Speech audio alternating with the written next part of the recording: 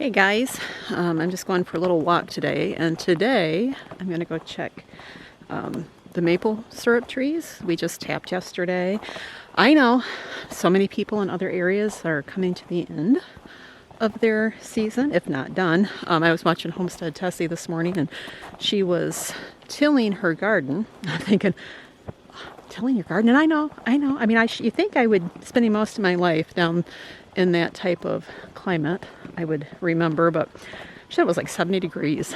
And though it's warm here, you can still tell that we have tons of snow and will for quite a while. So our maple tapping, people were starting to tap last week when I went into the hospital, and maybe a little earlier, but we did get cold again and things weren't running. And so we just figured, well, we'll just step in here with things having calmed down and start our maple syrup. Now this one, some trees run better than others. I'm not sure exactly how well this tree runs. You can see a little bit of syrup. It was pretty cold yesterday and through the nighttime. So once it warms up, those will start filling up. We'll have to empty them a couple times a day to begin with, and then we'll have to empty them more than that. We have about 20 trees tapped.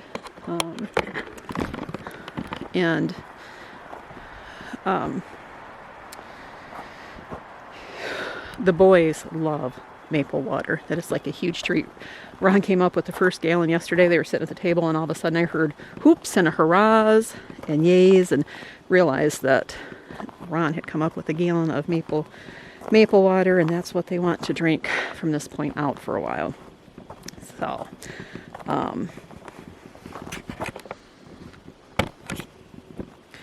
now I had titled the video yesterday. I thought we could talk about it, but found out we can't. I had said in a video earlier in the week that we could now on YouTube use the coronavirus or the COVID-19, and that's true. That's true, but what's happened with YouTube is they are sending their workers home to work from home, and some of them will not be working from home now. So that means they put their AI into action even more. And if the AI is seeing the coronavirus or the COVID-19, it will demonetize your video. So, and that's what's been happening to everyone that I label with coronavirus. So I'm not going to label it. And we'll just, like I said, we're not going to do a lot of talking about that anymore. But I did want to talk about the importance of mental preparedness or adjusting your mentality. Many people are not used to being home, and many people are not used to, if they are home, being home with their children. And then there's those that live by themselves, that this kind of brings them into a new realm of isolation. And we have to be mentally prepared, mentally on guard to handle situations like this. For us, we're fortunate that we can get out and walk around our property and don't have to worry about neighbors and things like that. And many people have that privilege, but more people don't than do. And a lot of people, even if they're not in just a neighborhood where they have a small yard, they're in apartments. And that can be taxing. I mean, it really can be. It's something that I think we have to have a game plan to get beyond that. Besides the fact that the importance of not, well, let's just be honest here, okay? When we talk about totally disrupting our lives, getting out of our routine, we instantly think of chaos. But we have to get beyond that thought of chaos and think of how to bring harmony to our homes. If you have children, if you have a spouse and you're not used to being with them all the time, you have to really intentionally make things peaceful so that there is harmony. And it does take work. One thing that's important, if you can get out and walk, definitely get out and walk. Even if you're not somebody who typically enjoys the outside or typically exercise, it gets hormones in your body working, and it affects your brain's capacity to handle certain situations. So even if you walk in place for several minutes and do that several times a day, simple calisthenics that really generates positive chemicals in our body. And if you can do that, I would recommend it. Even if you are somewhat physically incapacitated. You know, even the simple lifting of the arms. You know, when we hear meditation, we instantly connect it with like yoga and stuff. And of course, I do not advocate that, but I do advocate meditating upon the Word and upon the Lord. We do need to be intentional about setting our mind into a positive frame, because that's how we were created, and we have to use extra caution right now.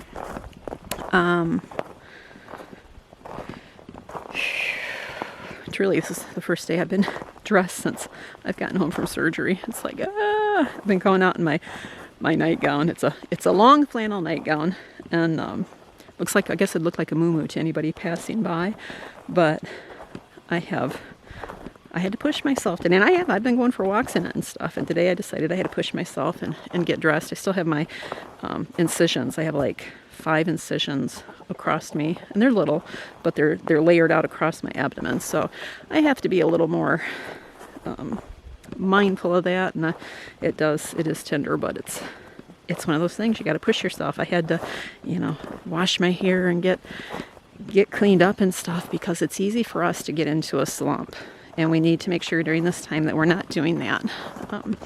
So I think that's one of the battles, again, whether you're single, married, with children, without children, whatever, that we have to force ourselves to be looking for positive solutions instead of letting the negative get to us, because this is a different way of life for the majority of America. And when we're busy, and I think sometimes that's why people keep themselves busy, so they don't have to face certain things. They don't have to think about certain things. They get into their routine, they get into their rituals, and that's just where they keep their life. And this is really an opportunity for us to get to know ourselves and our families, taking that bitter pill and making it good. We're pretty much sheltering in place, even though our state has not called for it. I see it coming. Our state's closed down the schools, the bars, the restaurants, gathering places been used. I think our governor changed it from, she had originally had gatherings of 50 people, okay, and then knocked it down to 10, no more than 10. And I think there's a lot of wisdom in that. But I think that in order for this really to take this exponential curve that's going on with the coronavirus and to, as I think the term is, flatten the curve, we're going to have to shelter in place. And we decided a while ago to try to do what we can. And we did a video over the summer about ordering stuff in, and that's what we have been doing. We got a little lax over the past couple months, and a lot of it's finances. We all struggle with finances. Majority of us struggle with finances. If your money's not in, you can't order the stuff online. And our business has been hit. In fact, our sales are non-existent right now. And we're waiting to find out if we're even going to be eligible for unemployment, because a lot of self-employed are not. I know they're trying to bring a lot of things into action and stuff for people like us, and for all citizens. They're really trying. I feel the federal government's trying. I feel most states are trying. It makes it scary for a lot of people, because if you can't pay your bills, you don't know, what's the next thing. I mean, that adds to the stress, and that's all the more important that we try to control the stress that we can. We can't control it all, but if we can find any positive light in this, anything that good that can come out of it, we have to be responsible and make that effort. So, I've seen, a lot of people, there are people that are financially stable, and this really isn't going to hurt them, and that's great. But for most of the world, for most of the U.S., that's not the circumstances. And we've got to take things as they come. And that leads me back to what I was saying. Ordering online, if you can, get used to it now, because it's probably going to be happening sooner than you think. And also, you don't want to expose yourself any more than necessary during this time. Going to the stores, you just don't know, because so much of the population is carrying this virus without being symptomatic. And I know there's conflicting reports but it's proven that this virus is contagious when people are not symptomatic. So the healthy person next to you today may not be healthy tomorrow. If you've been out and about, you may be healthy today. That doesn't mean you'll be healthy tomorrow. So that means you need to take cautions with those around you and those that are higher risk. So, and I know I keep reiterating that and writing that home, but that's so important. And realize too that if you're stressed, your loved ones are probably stressed, your children, your spouse.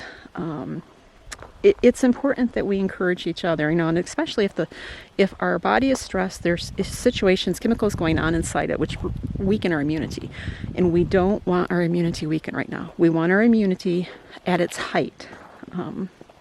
It needs to be at its height, so we have to do all that we can to be positive about this. You know what, preppers and homesteaders, some of us have an upper hand, some of us don't. But I think this is one thing I do not and never have believed that it takes a village to raise a child, but I do believe we're all in this particular thing together. We need to act as a community, not into global community, don't get me wrong, don't misread what I'm saying, but we need to act as a society and realize that there are lessons that we've learned from the past. If we allow those lessons to be taught, looking back at the Spanish flu in 1918, we have to pull together, and we have a unique opportunity to pull together because we can see everything happening in real time, where back then they could not. So a lot of lessons learned. But all right, well, my walk is over, and I'm going to go in and sit down for a few. We will see you guys tomorrow. God bless.